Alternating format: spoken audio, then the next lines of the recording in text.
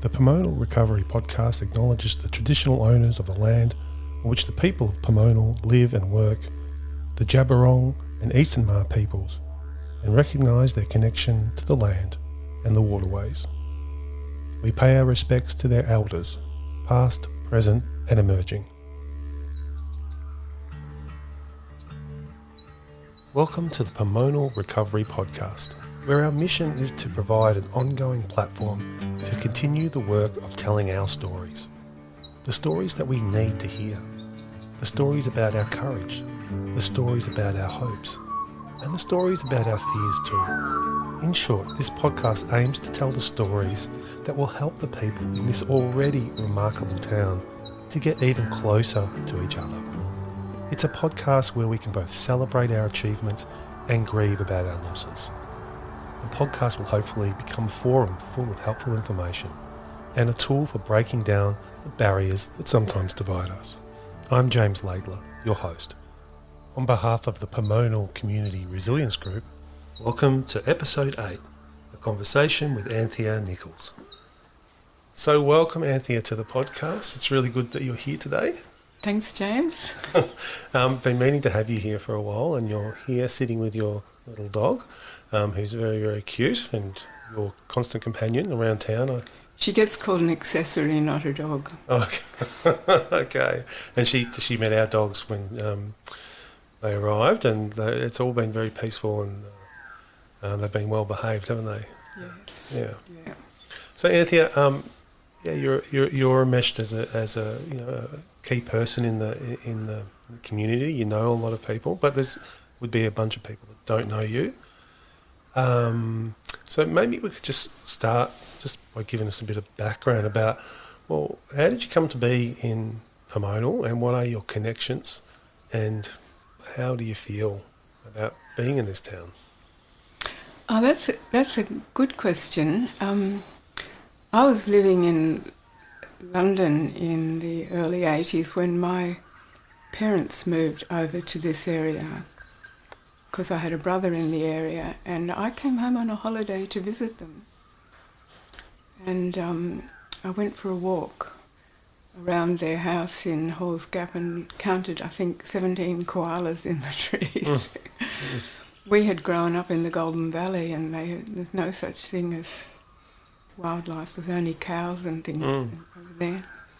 So I went back to London, literally plotted my escape, came back to live in this area, and started off for a while in Hall's Gap, but then bought a block of land in Pomonal, in Cherry Tree Road, moved a little old Victorian cottage onto it, and that was mid to late 80s. Okay, so you got a house relocated and restumped onto the land. Yeah, nice.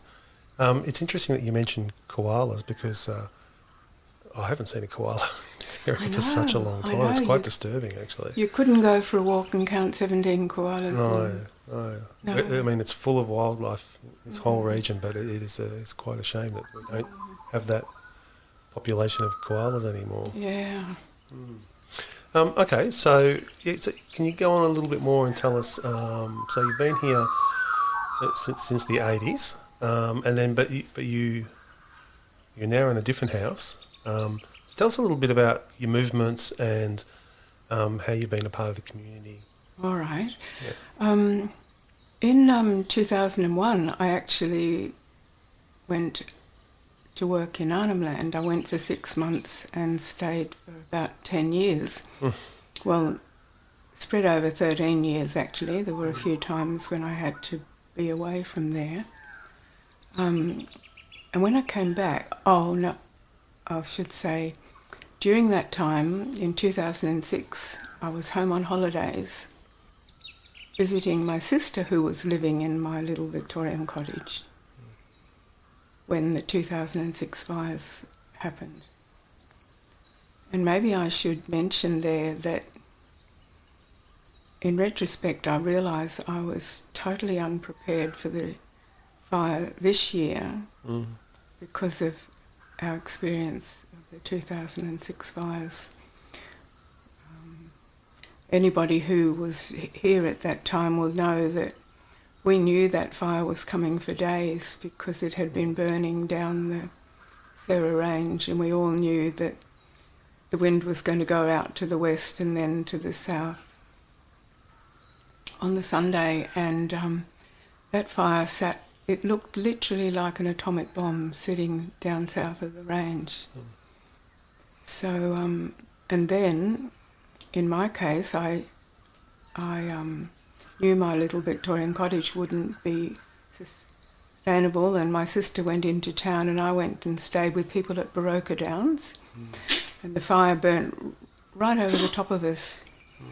And I can't help thinking that having been in the drama of it all, the extent of the fire was commensurate, whereas the fire this year, everybody keeps saying it, at about 2 o'clock it was still only a wisp of smoke up on the range.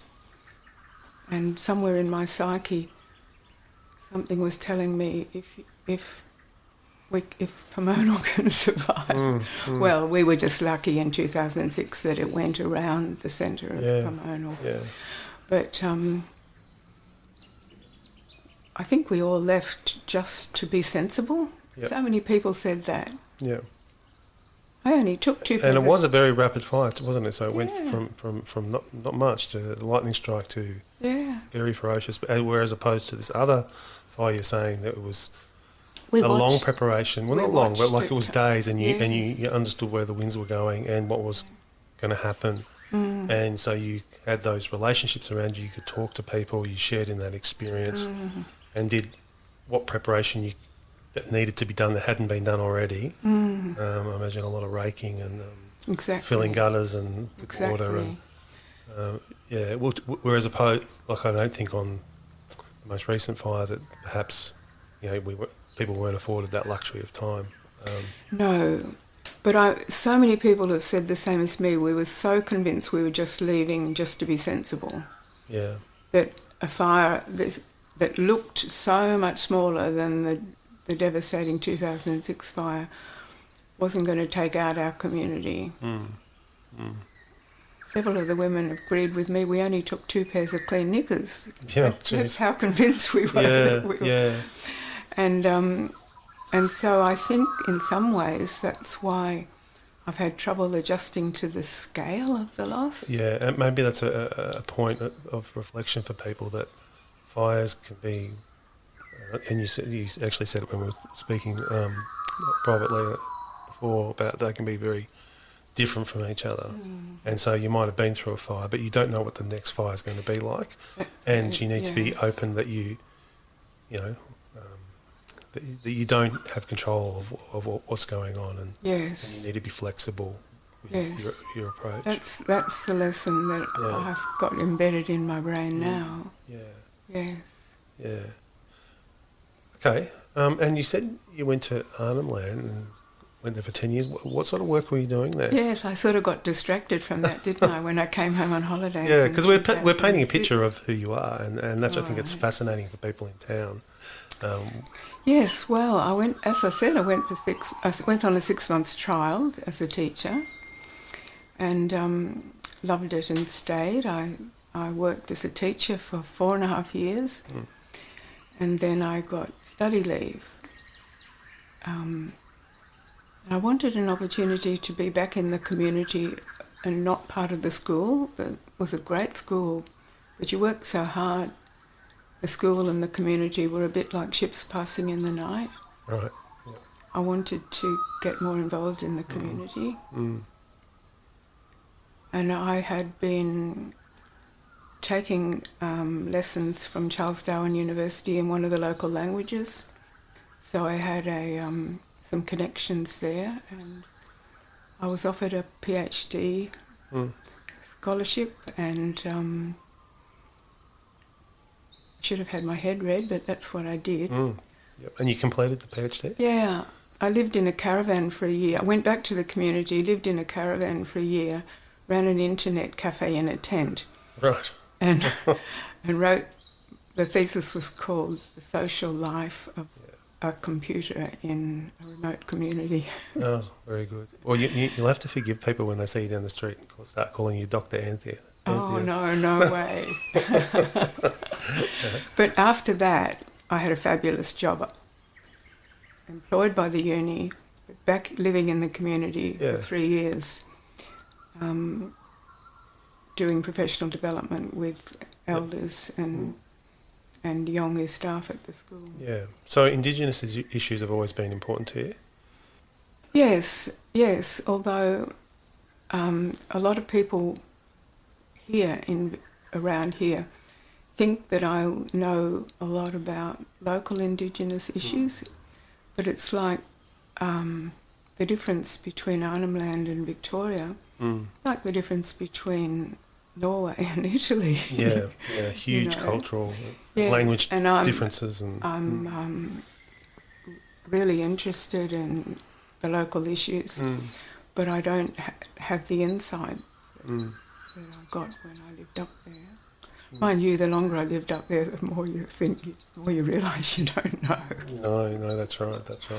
Yeah. How'd you go with the weather up there?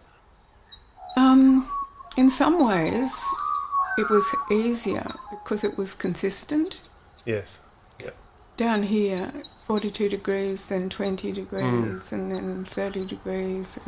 Yeah, that's right. And the dry period in the tropics is always lovely. Oh, brilliant. Really beautiful. Yeah. Brilliant. And a couple of younger people took me under their wing and taught me the names of the local plants, and I used to make jam out of the bush fruits. Very nice. So it must have been hard coming back then after 10 years. I was really worried about coming back to Whitefellow Society. Yeah. I needn't have worried, of course, because I was coming back to Pomonal. But it was a Pomonal that I hadn't experienced beforehand because I'd been working away. Yep. So tell us a bit about that. That's I think fascinating. So because you've seen changes and evolution, maybe. So you came back in what year? End of 2014. Okay. You came back and Pomonal feels a little bit different. Well, I was now retired, so I had time to do something I had never done before, and that was go to a meeting of every group that I could to see which ones. So you tried to get to... So you dipped your fingers in lots of pies, did you? Yeah, I didn't. I know you came to the writing group. I'm exaggerating. I went to 3 groups. Oh, you went to 3 groups, okay. So did you remain in all 3 groups, or...? Yeah, I did. And gradually, but the evolution of my relationship with each group was different. Like I can remember going to an early land care meeting, and I'd got a lift with Phil Williams, and on the way home Phil was saying, land care, we need some new life. A lot of the members are wonderful people who have been working for 20 years, but they're elderly now. And just after that, I think it was Neil Marriott's initiative, they started up the grassland rehabilitation project. And I wasn't the only one. It was just like a magnet. Yeah, nice. It was fascinating. Yeah, that's great. Yeah. And I suppose that problem remains now with the groups that exist in Pomonal, is how to get the younger generations involved and interested. And exactly. Partly that will be solved as different people move in as well, younger families, and there are some younger families in town. Yes, and I mean we've seen the way even the fire has created a whole, what do you call it, like an incentive for development of groups. Pomonal Progress had already created a subcommittee called Resilience that had been practising for 6 years. So the framework was there, and it got activated. Doing things like we had the newsletter and the directory and a welcoming folder for people and annual gatherings. Yep. And that.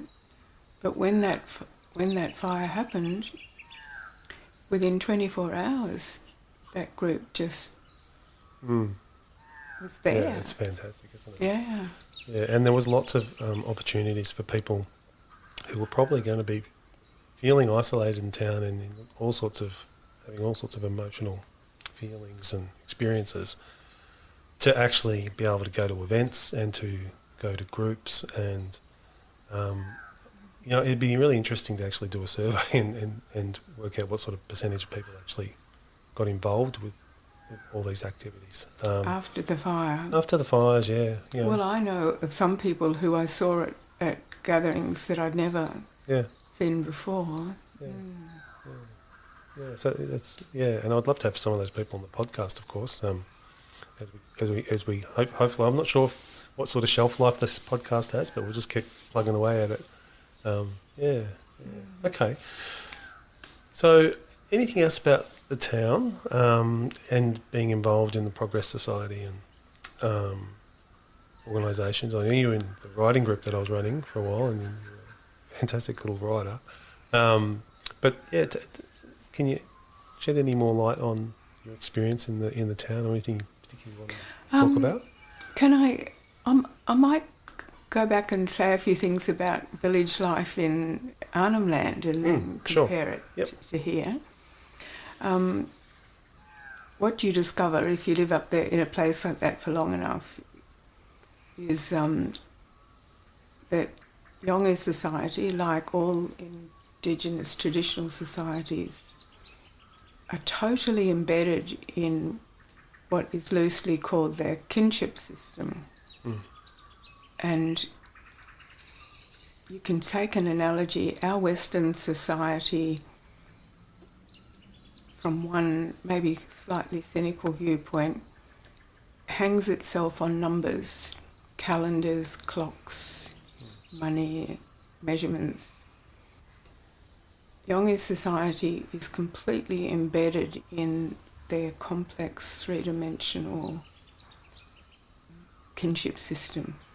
Not only is everybody assigned a kinship position on this big network, but every animal and tree and language and bit of the landscape. And so if you're going to stay there, unless you're going to completely isolate yourself and insulate yourself, you become absorbed into that. You're given a name, you're given a skin name, and you're given a kinship label so that everybody knows what their relationship to you is. So I'll be walking through the town and a group of young blokes will be coming along. Hi, Momo. I have to know to say, hi, Gamanya. That means they've said, hi, my dad's mum, and I have to be able to say, hi, my brother's children, or, and I confess that I only learnt a small section of this big map, whereas Yolngu people can, Inga Clendingen calls it walking around with a cathedral in your mind, where you put everyone. Yeah. Like one of the really is like a map in your head. Yeah, it's a map, and it relates everything, because all the plants and all the animals and the different languages. So, is that sort of around the idea? So we're so compartmentalised and individual in our culture. We often think in terms of ourselves, but there, it's much more corporate. So you are a part of a body. You are, very much so. In fact, it creates what to the Western mind is a problem, in that so many times well-meaning educators will arrange for young people to go away to college and very rarely do those young people manage to stay away. They come back like as if they're on an elastic band. Well, it's probably like their arm's been chopped off or something. Exactly. Exactly. Because the sense of being is so enmeshed in being part of something. Yeah. And all of a sudden they're just this little light, like that would be torturous mentally, I imagine. Yes. And spiritually, I suppose. Yes. And so given that you asked me to say something about Pomonal, and I admitted that I was concerned about how I would find coming back, I'm delighted to say that Pomonal's like a village too, but in a completely different way. We're more like a Venn diagram. Okay, yeah. A diminished map. Like, well, not that full. Oh, it's very rich. Very I don't mean diminished, but like a smaller version. But that's there's very about- affirming There's about and very unusual, I yeah. think. There's about 20 different. I mean, we've had that program called Pomonal Talks last year, where we tried to get together and succeeded in getting together representatives of nearly every group and organisation in Pomonal. And I think we had 18. And if you draw a Venn diagram as to how they relate to each other, no one's in everything, not even me, James. And no one, but there's so many different opportunities to relate to other people through shared interests. They're big institutions like schools and churches and CFA and Men's Shed and that. And the natural environment, I think, draws people. That's often right. having So a then common you've got interest. the land care and the Yeah, Australian Plant yeah. Society and the new community nursery. Yeah, And you've got the art group and the writing group and all the exercise and yoga and sporting Yeah, groups. so you can find your own little niche within the whole. I know my own experience. I grew up in the city, broken family, always felt alienated. Then I moved with my wife, who was from Pomonal. There lived there 20 years, and I think I really that was a pretty good transition. And I think it was that sense of a deeper sense of a community, living in a community and belonging. But it's still a very big town, and I've been really pleased coming here because the connections sort of collapse in on themselves, and you go down the street.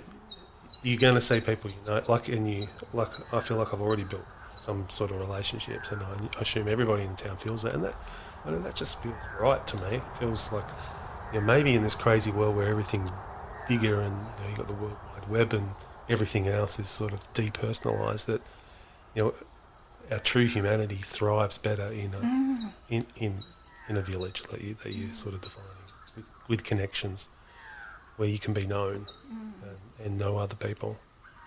I got reading a bit of the psychologist Adler recently for the very first time in my life. I don't get me wrong, I'm not someone who reads Freud and Jung and Adler and everything. It just happened to be a book that our wonderful librarian Sarah I'll trust you on that, out Dr. on- Anthea. put out on our tables.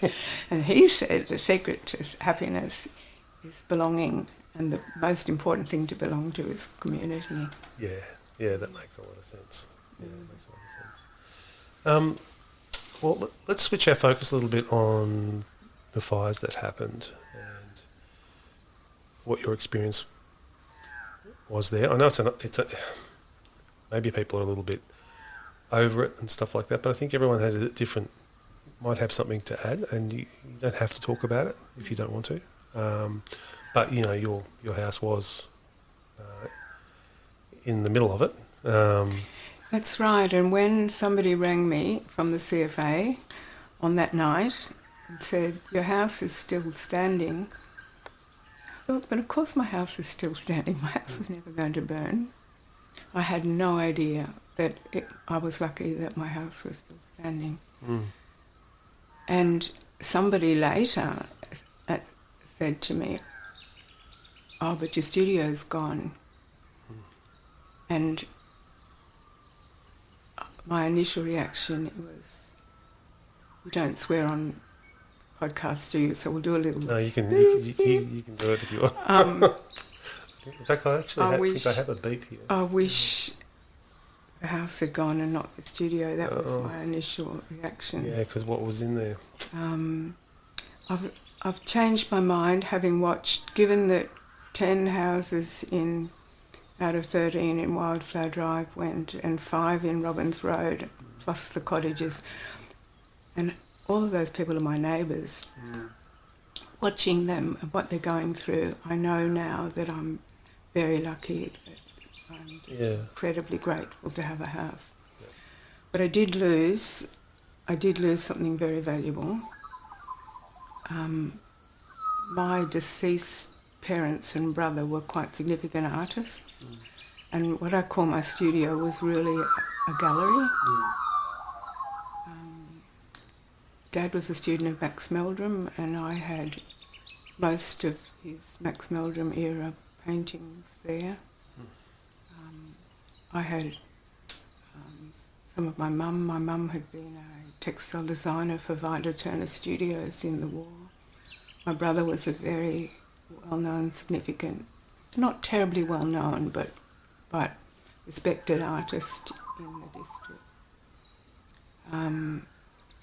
And I had some of his best work, having, as family, we'd collected. But I also had a really amazing collection of works from Arnhem Land, which I had donated to Wama. Oh, no. And I hadn't delivered them.